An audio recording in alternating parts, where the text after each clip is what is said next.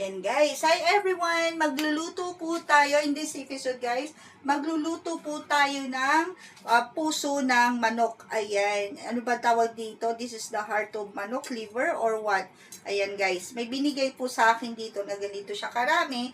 So papakuluan po muna natin siya. Ayan. Within 5 minutes. Ayan.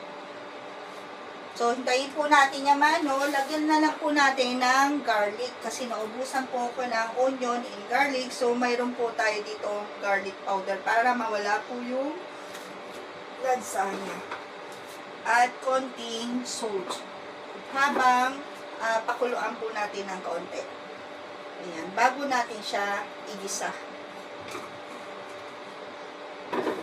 And lagyan lang natin siya ng konting tubig para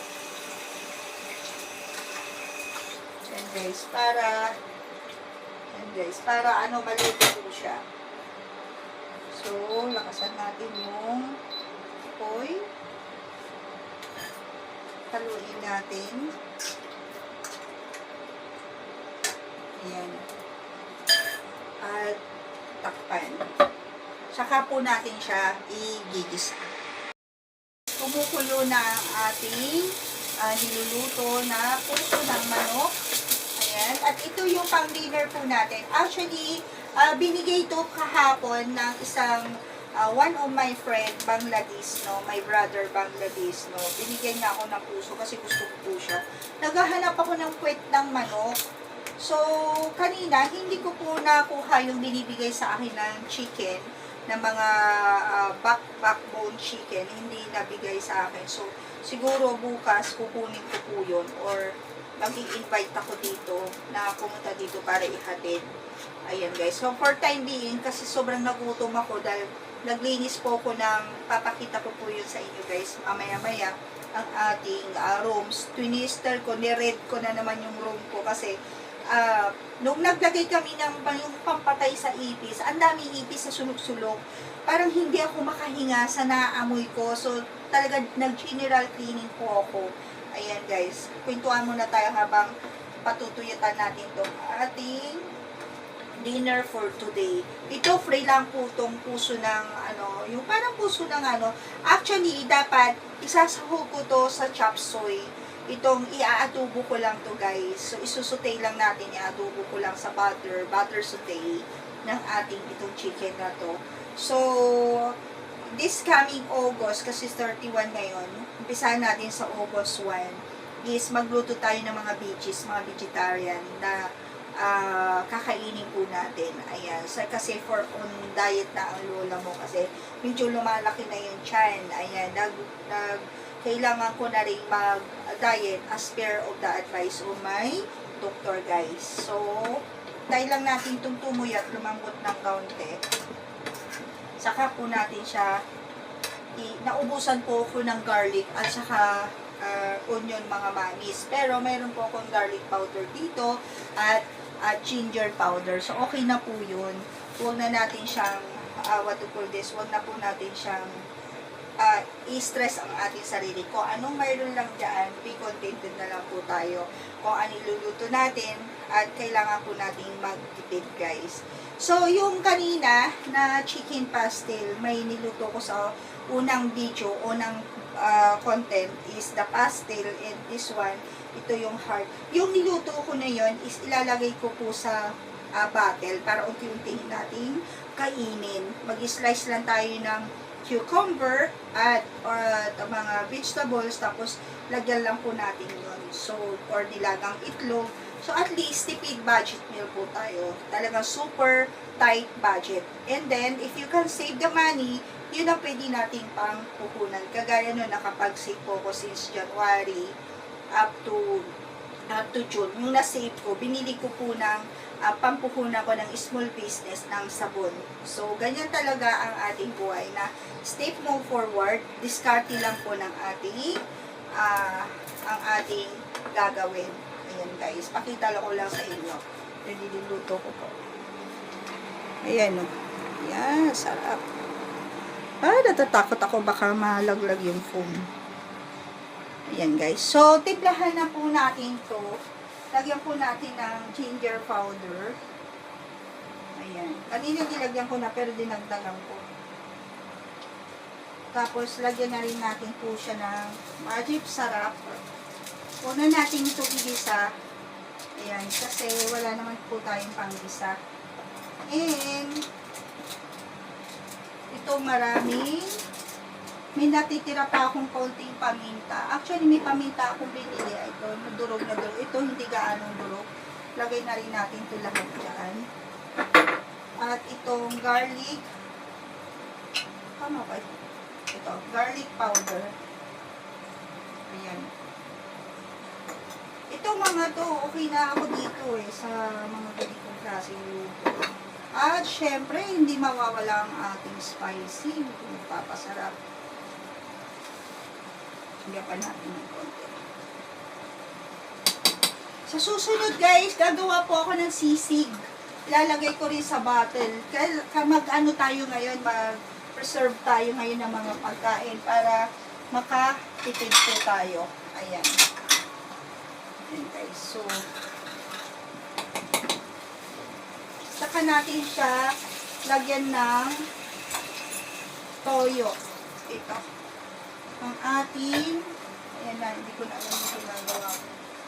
Ating toyo guys na mga 1 spoon lang. Or 2 spoon. 2 spoon na lang. Kasi konting-konti lang naman. And then, saka po natin siya patuyutan. Ayan. Lagyan na rin po natin itong butter. Medyo masarap to po kasi pag may konting, ayan. Ang butter po kasi, nagpapasarap po ng pagkain. Mawala na lahat, wag lang ang butter po talaga sa akin. At yung cheese, ayan, butter po talaga. So, this one, cooking for 5 minutes. Ayan, guys.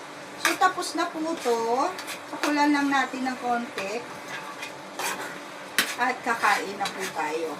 Saka na natin siya ipi-plate. Okay, guys? So, 5 to 8 minutes. Ayan, konting-konti pa.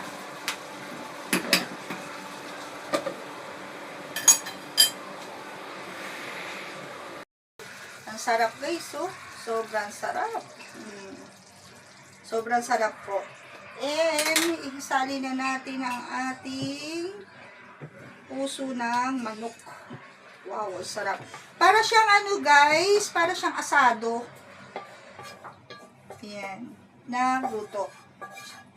Lalo na siguro to pag may olive oil or oyster sauce. Ayan, so butter lang ang ating nilagay. Ay, huwag natin tapon to kasi lagyan natin ng kanin. So, ito na guys, ang ating nalutong, sarap, ang bango po, sobra. Na-miss ko to, grabe. So, kain po tayo sa labas, tikman po natin. So, ayan guys, thank you for watching guys. Ayan na po ang ating niluto. Chicken pastel at puso ng manok. Kain po tayo. Ayan guys, tikman po natin ang ating niluto habang nanonood po tayo ng, hindi ko alam pa anong klaseng palabas to. Ito guys, so sarap po. Pakita ko lang po sa inyo. Ayan. Hindi ko alam kung paano makakapag-diet. Ang sarap po nito. Tagal ko hindi nakain. Kain po tayo. Ito guys.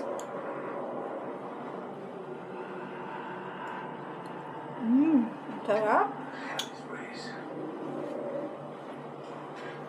Nagutom ako kasi hindi po ako kumain tanghali kanina.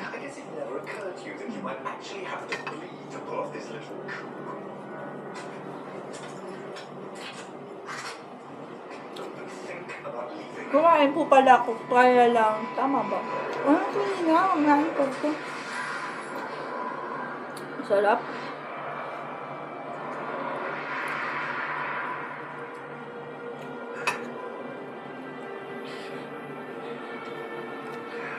May isang luto pa po ito. Yung matitira nito guys, is ilalagay ko doon sa garapon. Kung naalala nyo nung unang panahon, walang fridge. Nilalagay lang sa mga garapon yung adobo, mga ganun. So, So, unti-untiin po natin siyang kainin. Yan. So, tignan naman po natin ang ating chicken pastel. Ayan, guys. Ito yung backbone na tinanggalan ng laman at nilutong chicken pastel.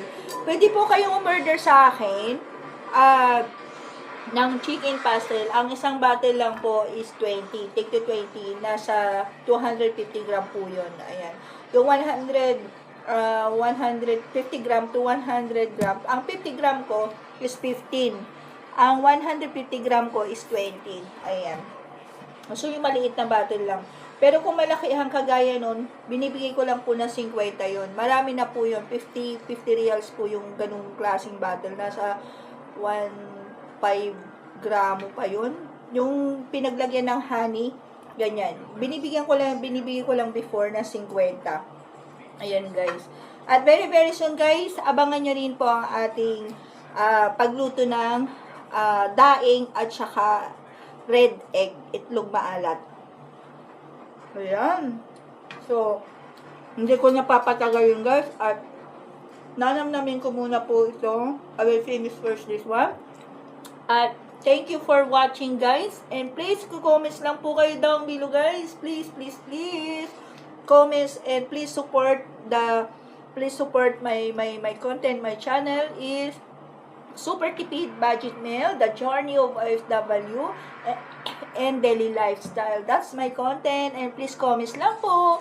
Like and subscribe my YouTube channel. And mag-comments if you want to request how to cook. It's okay lang po yan. This one is similar with the Japanese and Korean, the chicken pastel. Ayan. And also Chinese.